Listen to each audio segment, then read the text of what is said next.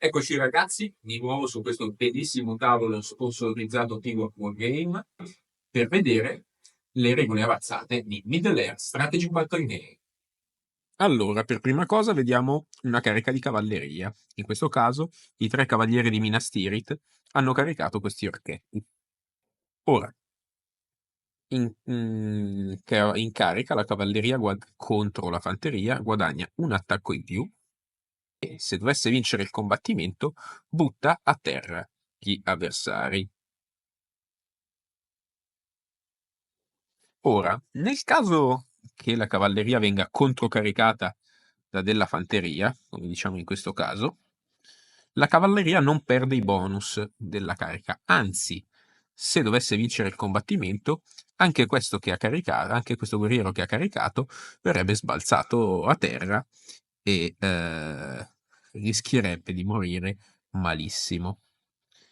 Caso contrario, invece, se dovesse essere caricato da un'altra unità di cavalleria.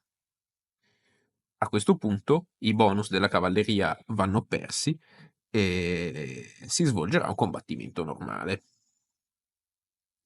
Vi ricordo che essere considerati proni, quindi essere buttati a terra dalla cavalleria, poniamo che in questo caso l'orchestra abbia perso, quindi viene fatto cadere, il cavaliere potrà raddoppiare i propri dadi di attacco per infliggergli le ferite. Vediamo il discorso delle barricate, come potete vedere questo muretto, per esempio. Le barricate, nella fase di movimento, possono essere superate con semplicemente mandando a contatto il proprio modello, facendo un test. Con 1 il modello non riesce a superare la barricata, con 2, 5 andrà dall'altra parte, mentre con 6 potrà continuare il movimento che gli resta, in questo caso diciamo caricare questa cittadella. Le barricate possono anche essere difese. Se si va a caricare, come in questo caso, un modello a difesa di una barricata, si applica un combattimento leggermente diverso, per cui se l'attaccante dovesse vincere, prima di i suoi attacchi per ferire dovranno superare un tiro di In the Way per superare la barricata. In caso di uccisione del modello che difende la barricata, l'attaccante può direttamente saltare la barricata. Mentre in caso di vittoria dell'attaccante senza l'uccisione del difensore, sarà comunque l'attaccante a fare back away. Anche difendere una postazione elevata, come in questo caso, vale come difendere una barriera. In questa situazione possiamo vedere un'altra cosa importante delle regole avanzate, che in questo caso è un equipaggiamento, che è il banner, come potete vedere qua. Il banner è un equipaggiamento costoso ma anche molto importante, che permette di ritirare un dado nel duello a tutti quei combattimenti che hanno almeno un guerriero entro 3 pollici. Ora, in questa situazione, questo orchetto potrebbe tranquillamente ritirare un dado nel duello. Idem questo. Di qui invece il combattimento è dentro i 3, ma c'è solo il modello avversario, quindi questo orchetto non sarà in grado di ritirare il dado. Si ritira un solo dado per combattimento, specifichiamo. Se io ho più modelli ingaggiati, facciamo una situazione del genere, non è che siccome ne ho 2 a contatto ritiro 2 dadi, ne ritirerò sempre 1 durante il duello. Un'altra regola molto importante è il coraggio. Il coraggio serve, a innanzitutto è una statistica che porta a fare un test con 2 dadi sommati, se si eguaglia o supera il valore indicato dalla statistica, il test viene superato, ed è un test che viene fatto in situazioni decisamente determinanti. Probabilmente la più importante è quando un esercito va in rotta.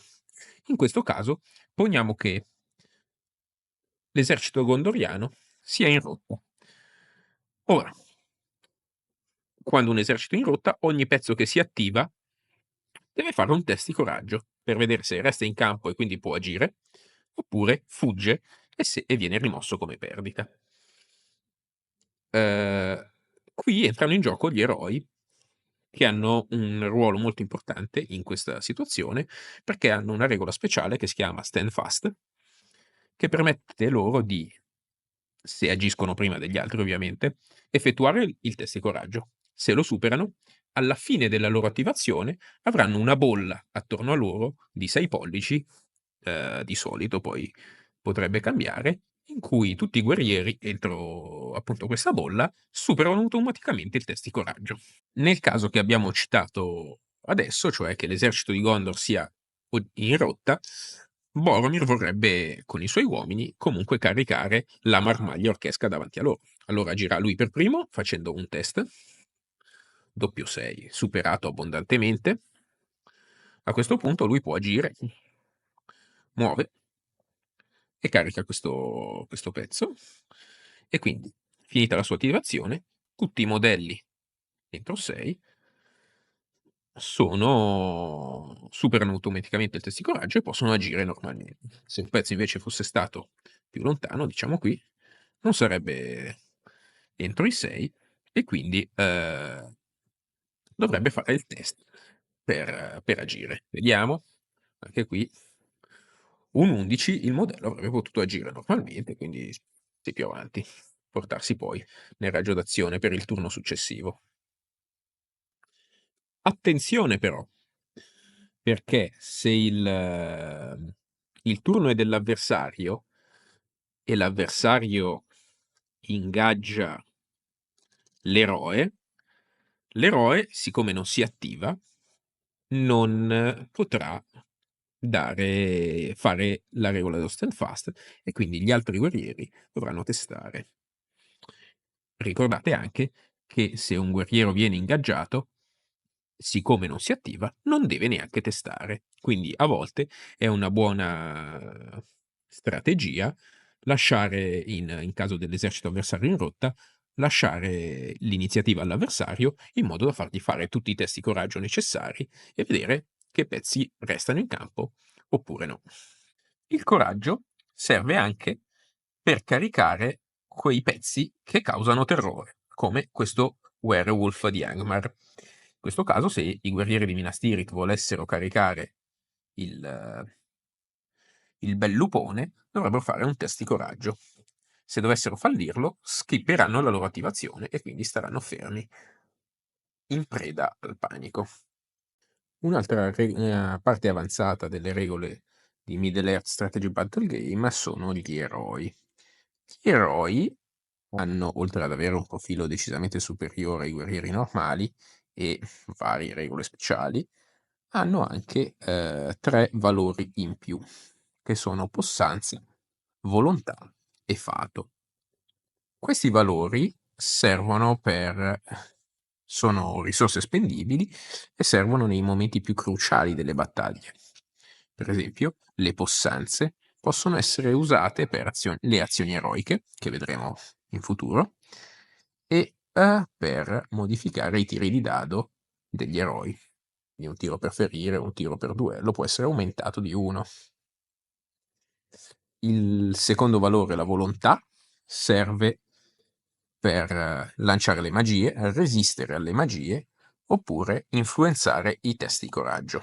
E infine, ultimo, ma non meno importante, i punti fato servono come un tiro salvezza per i pezzi eroici. Quando essi subiscono una ferita possono spendere un punto fato e tirando un dado al 4+, ignorano la ferita.